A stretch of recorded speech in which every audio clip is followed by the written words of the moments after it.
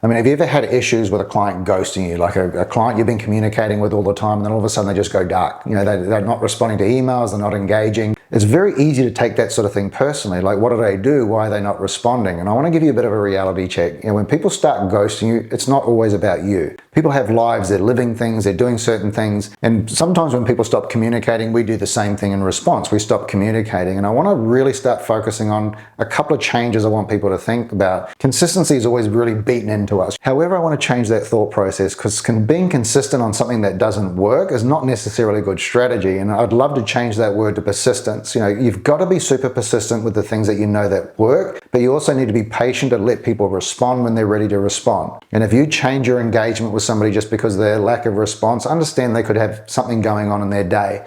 Your job to stand out as a professional is be consistent no matter what happens. Keep being responsive, keep being persistent in what you know that you're going to be doing, and let people respond when they can and when they're ready. Hey, life's a bit of a challenging thing right now. There's so many things going on. Our job is to be so consistent with what we do that when they're ready to use us, we're still present. It is one of the biggest challenges I see in this industry, is that we stop based on the engagement we have from people. But I've also learned that the more consistent I am with the things that I do, that when they're ready, I'm still going to be top of mind and a big part of their thought process when they're ready to do transactions. So be very careful with consistency, but be persistent on the things that you know are going to work, and don't change the way you communicate with people because of their lack of response. You know, just let them do their thing and they'll come to you when they need you. And it's a really, really cool way to make sure that you stay very, very passionate about the things that you love doing.